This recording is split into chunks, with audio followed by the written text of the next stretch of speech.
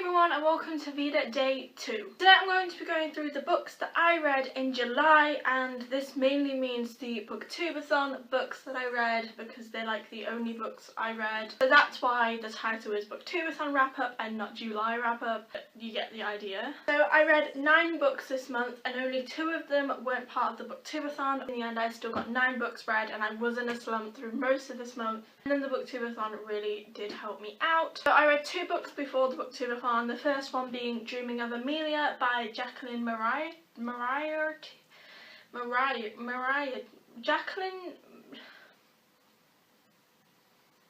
don't know her name. This book is based around a group of teenagers who go to this school called Ashbury High, and then there's 2 students who are transfer students through a kind of sponsorship deal, whereas if they finish their year at school then they get money at the end of it. The only kids that can enter are poor kids. Emilia and Riley join the school, and with them they bring a lot of mystery and a lot of stories, and it's based in I think around 7 different point of views, and each section is a different type of essay or school project that they have to work on, and they tell the story each individually and you have to read every single story in order to get the full storyline. Like, I feel like you could go ahead and read one character's all the way through and then another character's and then gradually get that information, but I just read it front to back, and I still did enjoy it. It's not the best book. I didn't enjoy it as much as I thought I would. It wasn't about what I thought it was, but in the end it was still good. It was still okay and I still did like it. Ended up getting a 3.5 stars out of 5, but that's because a lot of this book just wasn't needed. I feel like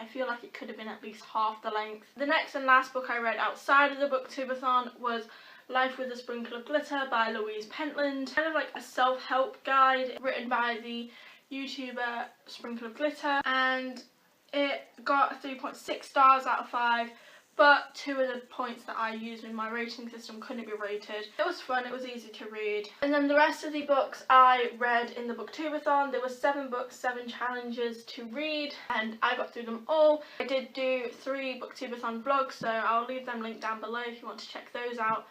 But yeah, this is the Booktubeathon wrap up. The first book that I read was the BFG, and this was the book to read in one day. I had never read the BFG. I'd watched the cartoon movie as a child and I absolutely loved it, but I never actually read it. I was never like into children's books. Even as a child I was into more longer books, thicker books without drawings in them, but I never actually got round to reading things like this. I enjoyed it, it was really fun, and I read it in about 2 hours I think. It was cute, and I'm pretty sure you all know the storyline of this, but it's about a little girl who is stolen from her bed one night by a giant, and he is the only friendly giant, and together they set off to destroy all of the evil giants. It's cute and the friendship between them is really nice. This ended up with 3.6 stars out of 5. I don't know, maybe that's a bit generous, but I really enjoyed it. It was really fun to read and a great start to the Booktubeathon. The next book I read was Amber Smoke by Kristen Cass. This was a book with the person on the cover. This book got a 3.9 stars out of 5. It really surprised me. I had no idea what it was about when I went into it. The only problem I had with it was a little bit jumpy, but regardless, I really liked it. About Greek mythology, which I didn't realise, and I really did like this a lot, and I really want to get the next book. The next book I read was A World Apart by Nora Roberts.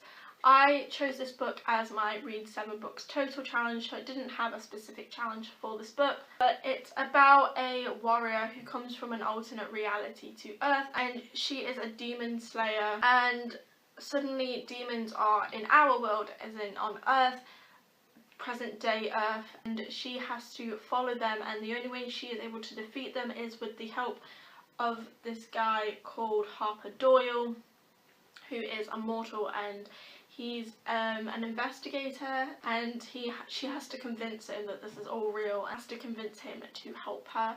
And there's a little bit of a romance thing going on there. It's really cute and I really did enjoy it. Got a 3.9 stars as well out of 5. The next book I read was Unspeakable by Abby Rushton. This is about a mute girl who had been in a traumatic experience watching her best friend die, and she's been mute ever since, herself that she cannot speak about that night because she had something to do with the death. And then a new girl comes to town called Jasmine, and Jasmine is instantly wanting to be friends with Megan. Megan's a little bit wary, thinking that every friend that she has, she screws up. But they end up friends, and then they start to have feelings for each other. So it's an LGBTQ novel, but you're also getting the mystery as what actually happened to Megan's best friend. And how did she die? I love this book. It was my favourite out of all the books I read this month, and it got 4.6 stars out of 5. Book I think will probably stay with me a while. The next book I read was Looking for Alaska by John Green. I know, again,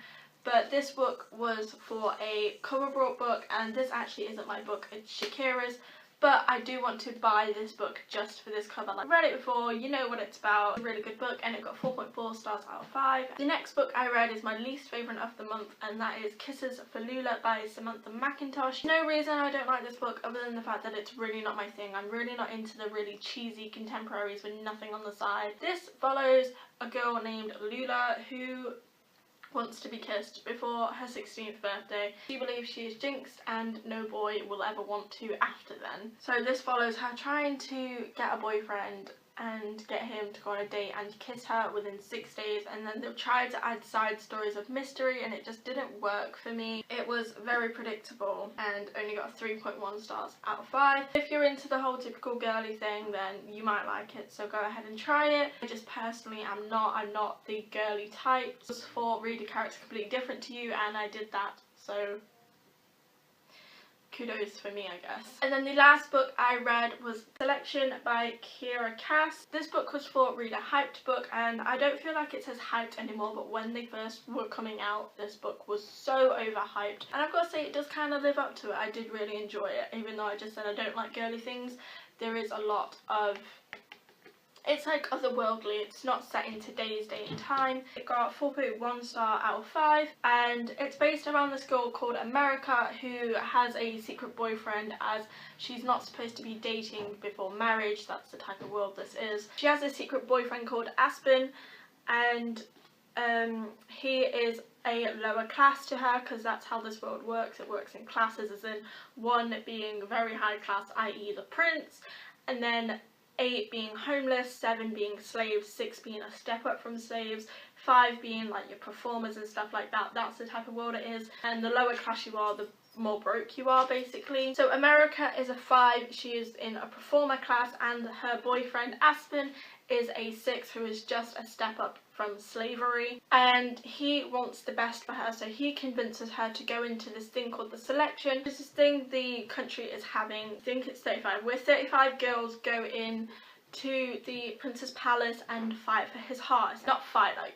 fist fight, but like try to win him over. It starts off as the Selection, and then he narrows it down, and when it gets to 10, it's the elite, and when he's got his final bride, she becomes the one. So America does not want to marry Prince Maxon. She doesn't feel romantically involved with him in the slightest. Aspen breaks up with her just before she goes, and so she feels like, why not? I could do this now. There's nothing holding me back. And it follows her trying to just be friends with the prince, but then things escalate. I really liked it. There's a lot of Hunger Games vibes in it, things that could be inspired by the Hunger Games, at least that's what I see. So those are the 9 books I read in July, i.e. the Booktubeathon, and yeah, I enjoyed a lot. The only one I didn't really like was Kisses for Lula, and then a close second was Dreaming for Emilia, so I think I had a really good reading month. So if you enjoyed this video, please go ahead and give it a big thumbs up. Don't forget to join me again tomorrow at 4 PM for Veda Day 3. Subscribe if you haven't already. I love you all so much to infinity and to beyond. Thank you for watching. I hope you enjoyed. My name is Waverly, and now I'm off to read.